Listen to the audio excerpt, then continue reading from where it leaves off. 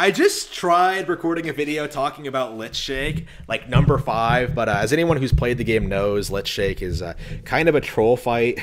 You don't actually do anything, he just sort of shows up and dies.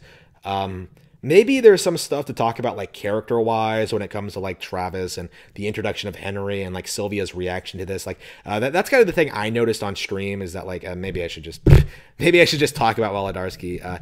For now, I'm skipping Let's Shake. Again, there are some, like, overarching plot things to talk about here, but when it comes to, like, the narrative as a whole, I don't think Let's Shake is worthy of its own video. Like, again, it's not a real boss fight. We're talking about the bosses at the moment. We can talk about, like, every little thing that happens in later videos. Maybe once I actually get my game footage, I can start like pointing out things specifically. So again, skipping number 5, Lich Shake.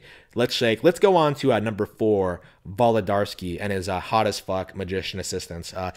I was just like baffled. Again, this is Holly Summers tier, right? Like number 4, 6 and 4 are probably 2 of the best cutscenes in the game.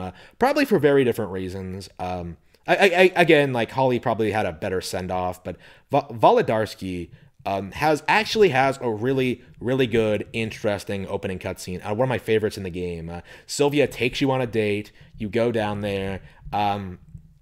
It goes really well, and then Volodarski invites you on stage, and you actually like introduce yourself to the crowd. It's or by extension, the player, the audience, us, and it speaks volumes, I think, about how subtle this game can be with its sort of like character development and its character building, right? Like Travis is, as we've established in all of the past videos, is actually an extremely complex and nuanced character, LARPing as a shonen, I want to be the very best archetype, like someone who just wants to get to the very top, right? Like who has no real motivation aside from that, right? Like he actually has a very good motivation, but it's not brought up until the very end because of the themes of the story that Suda wants to present, right? Like it's his actual motivation for wanting to become number 1 is radically different than what has been presented to the audience. And we actually get a really quick blink and you'll miss it sort of like foreshadowing for that. Like legit, probably one of the best cases of foreshadowing I've ever seen in my life, in which Harvey brings Travis on stage and asks him, Travis, what a wonderful name. Your parents must be very proud, or something along those lines. And Travis, like, with a shit-eating grin on his face, is immediately like, my parents are dead. And he says it like it's just a normal fucking thing to say. Like, he says it, like, in his typical, like, boisterous, like, flamboyant way. Like, the way he typically says, like, he's going to kill someone, or like, when he's trying to be confident or whatever. And, it's really obvious to the player and to Harvey himself that Travis is indeed bothered by this. Like, Harvey actually does immediately say, like, ooh, touchy subject. Sorry for bringing that up, or something like that. And then Travis, like, accepts his apology. And you can see him, like struggle to, like, regain control of over the conversation. You know what I mean? It's kind of a blink and you'll notice it moment. Like you'll blink and you'll miss it moment. But it's there. Like it's there to set up like the ending in which it's revealed that Travis Touchdown's parents were murdered by his half sister, ex-girlfriend Jean. Again, we're gonna get to the Jean lore in a little bit once we get to number 1, but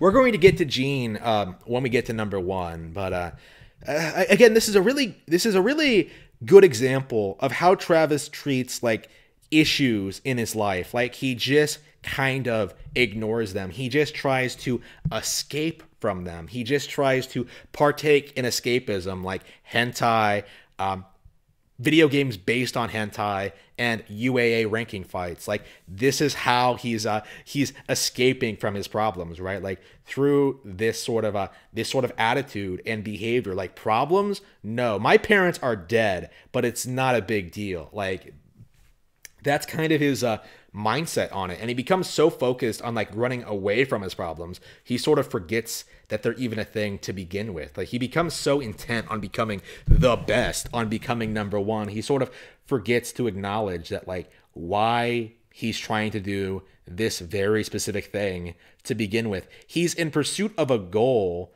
with no real thought of why he's trying to achieve that goal to begin with. Like rather than again, like Travis's character in a, put very very simply, is like a very complex character portrayed very very shallowly, right? Like there's depth in those shallow waters, right? Like Travis is presented as being nothing more than a nerd who wants to smash a hot chick, but in reality he seems to have these crippling self-doubt issues. He doesn't know what to do with himself. He doesn't know like if his goals or his dreams or his passions are obtainable. He doesn't actually think like doing this is going to make him happy, but he still does it anyway because that's what he set out to do essentially. And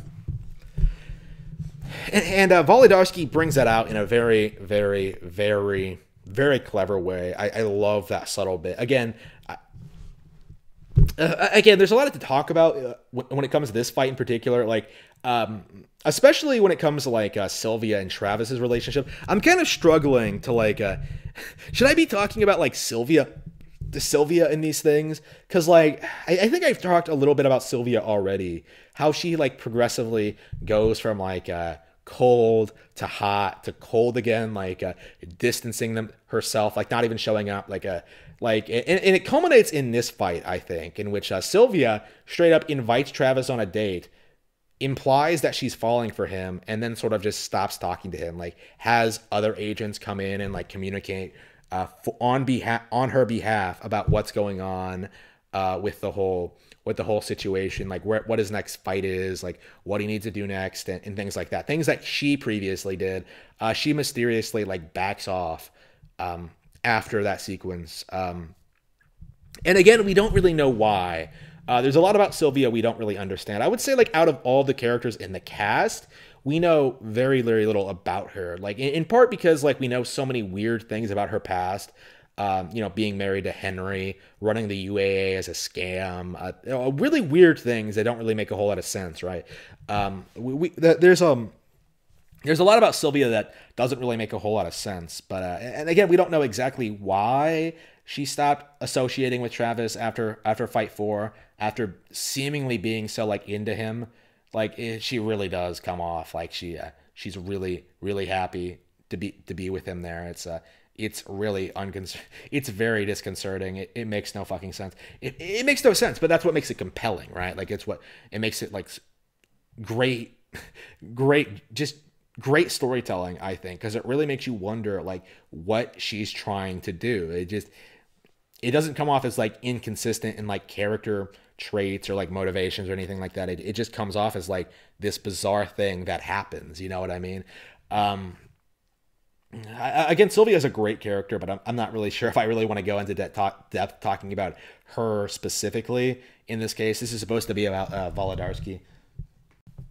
Unfortunately, we know very, very little about Volodarski. This entire fight seems mostly being... the entire build up to this fight is mostly fixated on Travis and Sylvia. Like we know a little bit more about Travis in this fight. We learn a lot more about Sylvia. Sylvia like does a bunch of things she's never done before, including taking Travis by the arm. Oh, she's so enthusiastic and so happy. But Volodarski himself, he's just I don't want to say he's another boss fight, because again, he brings out like really interesting Travis quotes. He's a great character design. Lots of great imagery, but like as the character himself, we don't know a whole lot about him. He just kind of exists. And again, it kind of makes sense for like a magician to be sort of shrouded in mystery, but as it stands, I don't think there's a whole lot more to talk about Volodarski himself. But maybe we can dig up some more deep lore on him as we investigate and learn more about the game. But I'm not too confident on that. I don't see him coming back ever. I don't think he's a fan favorite or anything, but I wouldn't mind seeing him come back, or like be used again in some fashion. Really interesting character that really did a lot for for the setup of what was going on between Travis and Sylvia, but like really well handled for what it was. But oof.